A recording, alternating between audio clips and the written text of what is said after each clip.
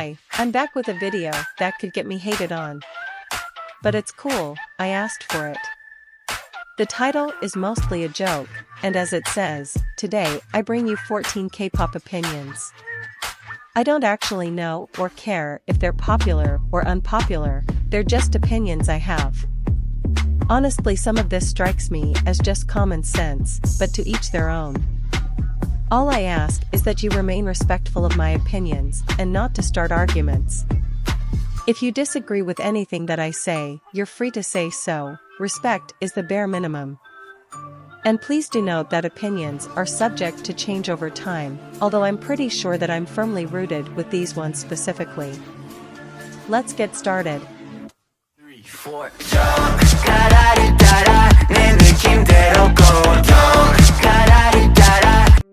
The fact that the sexualization of minors is as normalized as it is? That's disgusting. We all know it, but why does it keep happening? Sexualization is creepy, period, but particularly when it's of minors.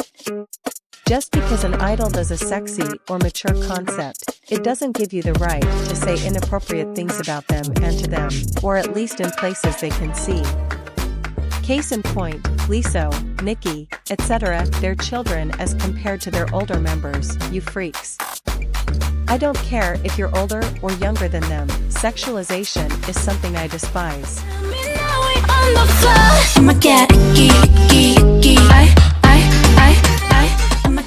Being a real fan doesn't mean spending all your time streaming music videos and buying merch and knowing everything about them or whatever. Unlike a lot of people, some of us aren't able to do all that. We cannot spend our time streaming so obsessively. We can't afford or just simply can't have the official merchandise. And the fact that you're supposed to know all the members' birthdays and number of siblings and whatever committed to memory is just stupid. Being a fan doesn't require you to know such meticulous details. Everyone has a different definition of what it means to be a fan, but you can't seriously expect us to do all this. I find the fake fan jokes, and I mean jokes, funny though.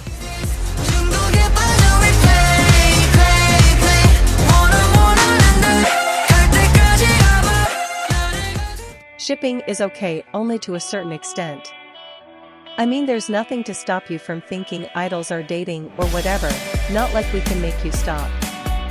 But what I mean is the compilations of so-called proof and the like. I honestly don't care about fanfics either, as an Idol X OC fanfic writer myself, because it's been a thing that's around for actual decades. What I don't like is pushing that narrative onto idols forcefully, screaming about it in public spaces. That's bound to make idols uncomfortable. Personally, I'd block all official accounts to do my Delulu fangirling or whatever over idol dynamics in that context. No matter what I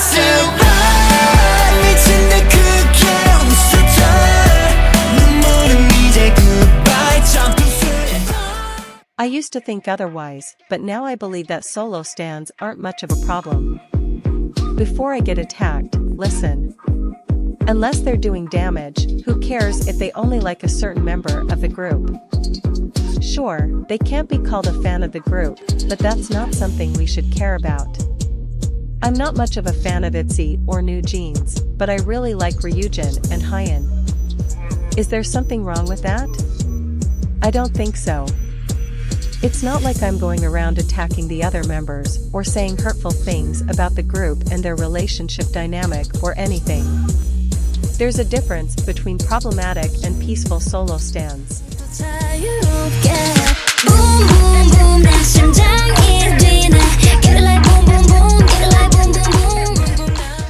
The fandom isn't a reason to unstan groups. I understand it can be problematic, but if they're really bothering you so much, then it's simple enough to become a silent fan like every sensible person annoyed by the fandom. Stan them in peace, don't interact with the rest of them. A group's fandom doesn't define them.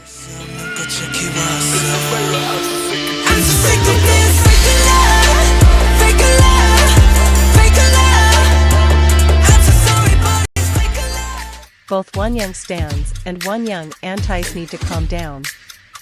Like I don't understand why you guys are getting so emotional over simple things. One young antis need to understand that she is just a human like any of us, she isn't the spawn of the devil, like leave the girl alone. Stop this relentless hate. One young stans need to understand that she is human and can make mistakes. When others point them out, it doesn't mean all of them want to hurt her or ruin her reputation. I'm aware that some people do want to do that, but when defending her, could you not say things just as mean as the things that they say about her? You're not any better than them in that case, thanks. 서로를 비춘 밤 아름다운 까만 눈빛도 빠져 깊이. Not an opinion, but I needed to get this off my chest. Wake One failed Kepler. Not only is their management god-awful, their music fails to live up to what people expect of them. Their concept switch-ups are too sudden and nothing is cohesive. It's like even more than a year into their career, they haven't found their sound yet. As a former Kepler stan, this disappoints me so much and also kind of scares me for the now imminent CB1 debut. Props to the girls for always making the most of what they're given. I'm so sad that there's only a year left on their contract and they didn't get to give us everything they should have.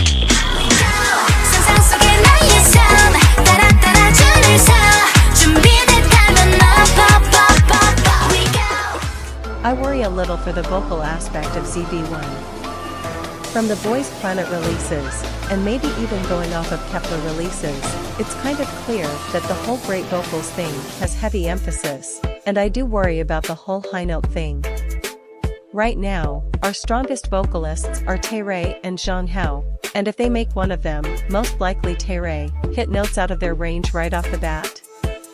That being said, my worry is diminished because I do trust them to know how to manage themselves and learn the proper techniques, especially since Jeonhyo is a music teacher with qualifications, so I feel like he would know how to not strain himself too much. My main worry is really that with all the work they have right now and will have in the future, as a group with a 2.5-year contract, it might put too much strain on them. Especially since Wake One isn't known for their spectacular management, meaning frequent comebacks and schedules. Hot summer 터지는 spark 우리 사이 tension 메시지를 보내 숨이 멎기 전에 소리는 커버린 I actually don't hate or like Japanese comebacks. I mean, we're getting at least one original Japanese song out of it, and most of the time they're crazy good, so I have no real opinion on Japanese comebacks, actually. I don't really understand the point of Japanese versions other than to cater to the Japanese market or something, but it's not a lose situation either. Plus, sometimes the music videos we get are worth it. But I wouldn't listen to the Japanese versions either. I just want to love you 깃털이 시내려 I honestly don't understand why people think winter releases, or just generally cute releases, equal to lower quality. I'm talking about songs like Candy by NCTdream, Teddy Bear by Stacy, and the like. This is less of disapproval and more of confusion? Because these songs serve their purpose, they are cute and catchy, and there's nothing wrong with cute and bubbly concepts, even if they're winter themed. This is coming from someone who has Candy as their 7th most listened song of all time, like I genuinely looped it for a few days, and it's still one of the songs I default to when I'm down. It's music, it's not that deep. Disliking it is fine, but the blatant hate groups get sometimes is a bit much.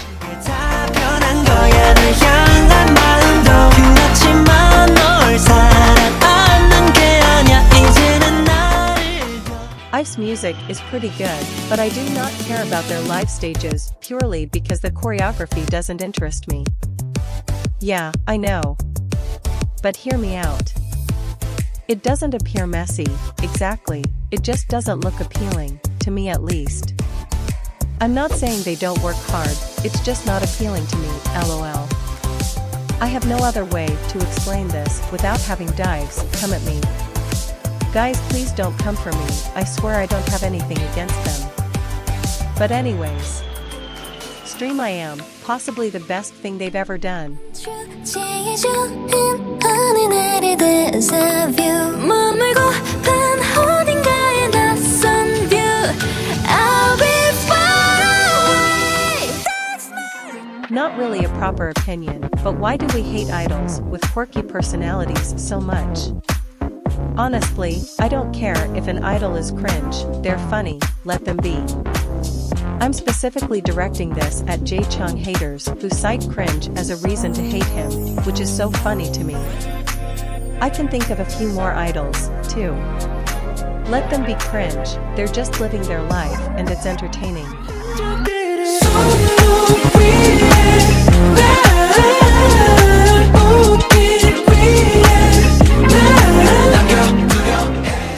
People should be able to say they dislike the recent BTS releases as compared to their older ones without being bashed on. From a business standpoint, I can totally see why they were released, given their explosive global fame. And besides, groups should be allowed to do something silly and fun when they want to, and I mean the English releases here, specifically. But compared to their past releases, it just isn't what I want, and that's fine. Liking it is perfectly fine too. I'm saying this because it's just either hate for liking it or hate for saying you don't like it. Again, it's just music, it literally is not that deep.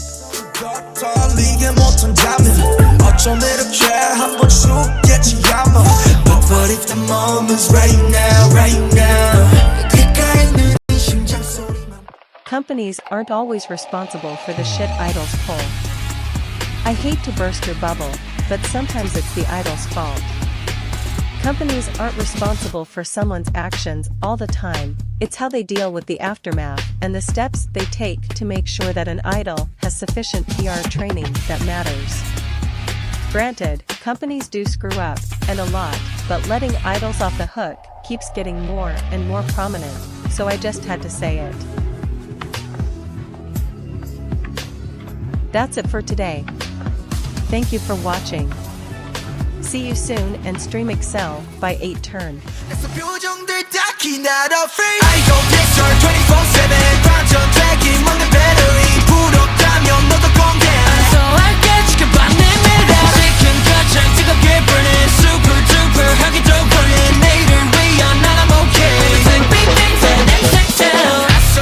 Break your bone